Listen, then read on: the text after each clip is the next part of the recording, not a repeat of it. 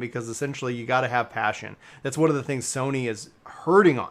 Like we talked about it in today's podcast. Like Sony announced, like they're just going to be, or not announced, but this is coming from, a Jason Schreier article. Take it for what you will. But they're going to focus on blockbusters. They're like, no, these are the big games, and it's kind of feeling like Sony in the PS3 era. And that could be a lot of part on leadership, and it's got a lot of Sony fans going like, what's going on? Because every week in the news, Microsoft's got a good story. They've had 1 week where like one bad story, and then they fixed it. And then outside of that, just in the terms of, like I was talking about this today, smart delivery. Smart delivery is such a game-changing tool that it makes PlayStation look like they don't know what the hell they're doing, because you got the PS5 version of Avengers, you got to do this weird ass transfer of your data and all this stuff. Microsoft's like, we got you, it's handled. Like, you're on a new platform. We don't know how to name our consoles here at Microsoft, but we definitely know how to make sure that you're having a good experience. And the game and all the bullcrap that you used to have to deal with, we're going to handle that for you. You're on cloud, PC, whatever, it's handled. I don't know if Xbox will win this generation.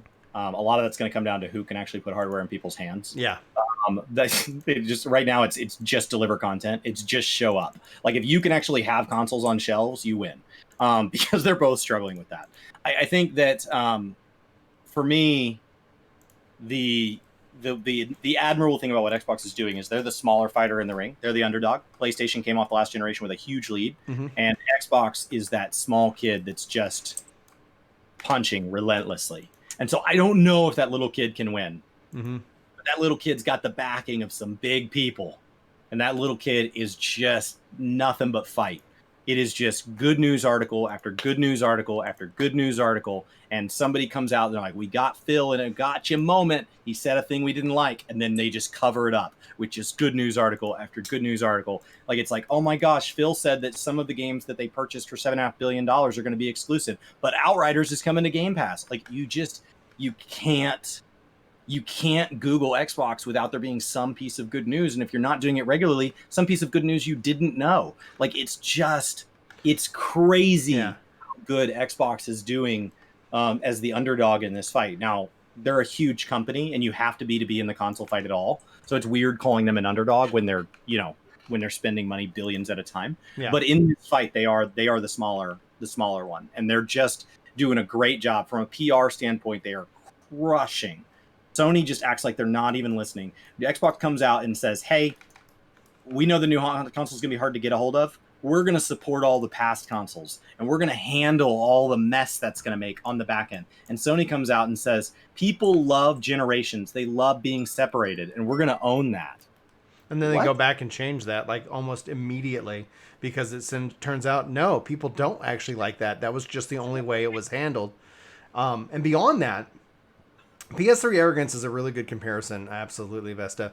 And beyond the concept of that is that I think essentially you have, if Microsoft wasn't doing something as so starkly different from what PlayStation's doing, it's really a non-story. PlayStation can weather that. They've got the fan base, they've got the first party, they've got the reputation of building quality, these narrative-driven experiences, which are great, but they're expensive. And those experiences were used to drive sales of these other third-party games. And if Microsoft, like they did in the 360 era, is opening up their pocketbook, all of a sudden that advantage goes away. And so that's why you're seeing Sony buy up rights to have timed exclusives with these games. But then that doesn't ultimately sit well with a lot of gamers. And the other thing that's working against them in the same vein is the limited supply of a new generation. That works against Microsoft too, but you are playing the games that are also on, being that they don't have this generational line in the sand, you're having a fine experience. Microsoft's like, upgrade when you want. You don't need to upgrade today. Which is great, because I can't get a hold of a Series X even if I wanted to. Yeah. And so it doesn't make me, that's not a feel bad moment. That's okay. That's okay. Every month or so, another guy in my friend group gets a Series X added to their, and actually what it's resulted in is girlfriends or wives joining us who've always been interested in gaming, and they haven't been able to justify a $600 expense because it wasn't a bigger part of her life. And So it's resulted in more people joining. Our gaming group is getting bigger as Series X's come in because the previous console is staying active in the household. And so like Spongy's saying, you got a PS5, big congrats, and then you're finding yourself on PC more. And that's the problem, is things like Game Pass, things like multi-generational support. It's something that it's a feeling. Yeah. It's a feeling. It's not about if PS5 could be better than Series X in every measure. It could perform better in sales. It doesn't matter. It's about the fact that Xbox feels like an ecosystem that rewards gamers, even if it isn't. Even if we look back and because of purchases with Bethesda and stuff, it turns out that it's just as predatory. It doesn't matter. It feels like they care. It's one of the single biggest differences between 14 when they make a mistake in content and WoW when they make a mistake. WoW doubles down and says, we're going to get back to work. And then if that work doesn't work out, they look like idiots. 14 comes out and has a live letter and apologizes. And they come out and have another live letter and they apologize again. And so it's a feeling. Ian might care just as much as Yoshi P and might give up just as much of his life. Mm-hmm. The community of WoW feels different about Ian Hanakostas than the 14 community does about Naoki Yoshida. Yeah. There's a different feeling. Mm-hmm. And it goes a long way. And the big disconnect, I don't know if you saw kind of the news obviously trending, is that this all kind of really kicked off with them taking a studio that was pitched Days Gone 2, and it wasn't a blockbuster seller, but it did make money. And then they put that team on working, or they're doing something else different, focusing it on like Last of Us or whatever. And they're remastering The Last of Us, the original, which already got a PS4 remaster.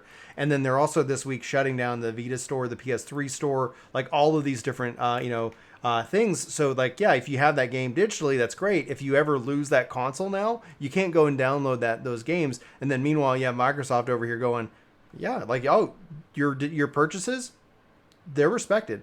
Xbox OG, 360, Xbox One, Xbox Series X, and it makes smart delivery the hidden gem of the generation. And so all that has to happen is it will transfer forward to you. And you can go back, you can watch it on the next Blu-ray and it'll upgrade.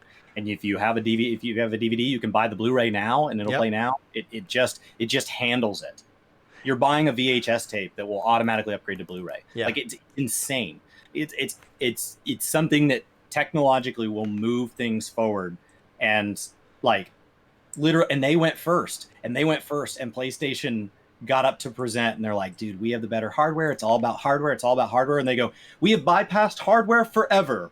Your move. And PlayStation's like, so do we just give the same presentation? Like, it's the opposite of what happened last generation with here's how you share a game. Like, Sony was on point. They essentially, like, it's, I don't know what is it about them, and this is just my like perspective of what I see, is that I see a company that when they get in first place, they get really complacent really quickly, then they get their butts kicked, and then all of a sudden then it's like, and that's good for gamers. Like, the competition's really good, but the problem ends up being it's like, I was sitting here and I just tweeted out, I was like, there probably is going to be a reason to have a PS5, but in the next 6 months to 12 months, if you don't have a PC, that's the reason. Downside, can't get one. And if you do, like Spongy got one, and all that stuff, it's like, great. No more Days Gone, dude. Like, Days Gone's done. Sony says it's not worth it to them. It's not like a super uber blockbuster. And then the narrative for me immediately goes back to Game Pass. We got Battletoads this year. We got freaking Battletoads. That would, and they said this would not have been possible without Game Pass. There's no way you make a Battletoads game and you make money. They made that because they have Game Pass, and it can exist as a product, as something that says, yeah, come play this game. It's here. It's a part of it. And being that it's first party, it's part of Microsoft. It's because Phil Spencer said he's not making a gaming platform. He looked at Netflix, he looked at HBO, he looked in the future and saw things like Disney Plus. He looked at companies the size of Amazon, and he said, I'm tired of playing in this tiny sandbox with Sony. And so he got a lot of heat for that statement where he said, when designing the next Xbox, we're not competing with Sony and Nintendo. Yeah. He got a lot of heat. People took it as shade. And it's because he said, guys, we are fighting over toys in a sandbox, and there is a whole world out there. I'm going to go play with their plan. And Netflix doesn't win because they say, well, this show isn't doing well, let's can it. They are a meme because anybody with a script gets a Netflix original because they're just flooding it. They're flooding it. And then they're saying, we're going to catch people on the retention of a subscription.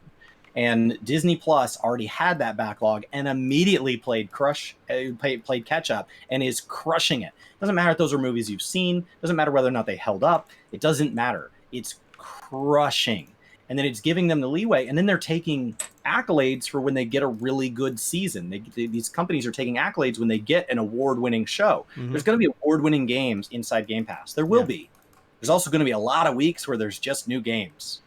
Every time I boot up my Xbox, they go, "Did you see these 3 to 7 to 14 new titles in Game Pass?" Yeah. And I scroll through them. I was playing Mini Putt Putt from Xbox 360 with my brother the other day. We had a blast for like 2 hours. I downloaded it. Took like 6 minutes to download. We talked about Warhammer the whole time. We hopped in. We played it. That game is probably worth 20 minutes of my time. Got 2 hours. Will never play again. Yeah.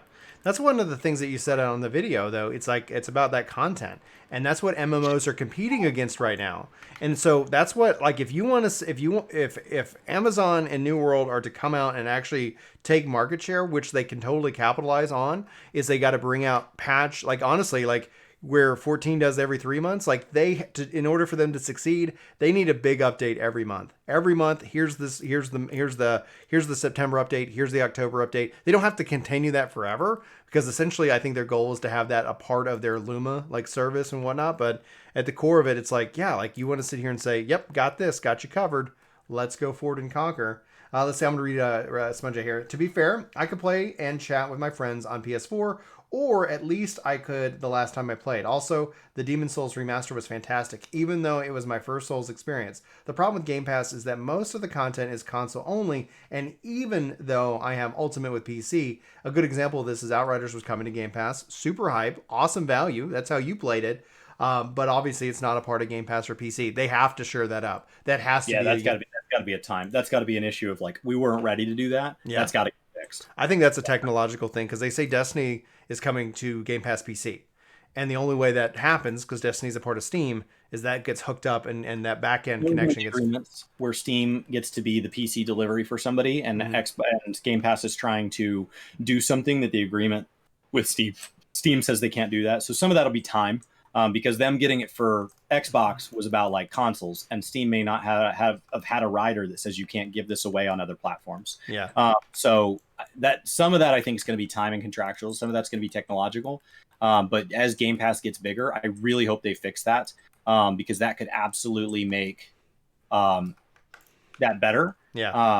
And you're saying the game store for PC sucks, but like, and that's got to get fixed. Yeah. On that, on or they Xbox, just need to say like, hey, the store for PC is Steam. When we were doing that putt-putt, we were looking for a multiplayer supported game that was arcade style. And I was scrolling through Game Pass, which is this giant library. I was digging through the $5 bin at the store. And that's what I was doing. I was just digging through the bin, and I was like, why do they not have a filter? My brother goes, they do. You just hit the filter tab. And he sent me a picture of his UI, and it's literally different than mine. I am on an Xbox One X. He's on an Xbox One S. We're both on old consoles. Mine's newer than his. And he had a filter button where my UI was blank. And I went to update, and it said, your system is up to date. What gives? Like, what is that? Yeah. So, they've got some UI things they'll have to sort out right now. But once again, that's my point. It doesn't matter that the UI is bad. It's still the best deal in gaming. Like, just give content. Bad UI. There's dumb games in there. Some of them are exclusive. It doesn't matter. Just overwhelm it with content. But on that note, I'm going to take off. I'm hungry. Go get some food, dude. Yeah, I'm playing a Minion Mastered Necro, like all minions all the time. I love it so much. Hopefully. Beastmaster confirmed. What? Oh. I was like, what? No, new video going now. Are you kidding me? Like, oh, I love pet classes so much. That's what they did me dirty. They did me dirty on Summoner. That's why I 14 subscription, get some Beastmaster. He purchased Guild Wars. Solution. Yep. Solution. Necro is really fun. Guys, hopefully hang out. We'll be talking. Thanks, Chris, for go get some food, dude. Awesome job. Monday I'll be live at 8 a.m. with Octopath, and then Tuesday I'll be live early so I can get my story stuff done for stream. You guys have a great weekend. Brian, enjoy the rest of your stream. Thanks, guys. Thank you guys for all the support. We did get to do a giveaway today. We hit our 28 subscriptions. What? Well, that's great that I don't have to keep track of that. Thanks, guys, for doing that before I came on, because now I don't have to keep track of that. Yep, we just do one lazy streamer. Until my stack of coasters is gone. Yes, awesome. We'll do something else. We're not done. We've got lots more planned. All right, well, I'm hanging out here, guys, till 5, so we're playing some not Outriders, but we're playing Guild Wars. So hopefully you guys enjoy that. Let me know if you guys got tips, tricks, anything and all. I am welcome for advice. Unlike this guy, who is more about his pure experience. Ruin his experience. He dares you. Doing it. I've already got a cap, but I'm trying to re-experience this again. Same thing goes, the reason why I haven't got a gone and actually done my mount stuff is because I want to kind of remember this experience, and then essentially for my next cap character, gonna take that all the way to all the way through with a mount. So it shouldn't take me too long, because actually I think my elementalist is in the 50s or 60s as well. So leveling, that's what I do. All right, man, Chris.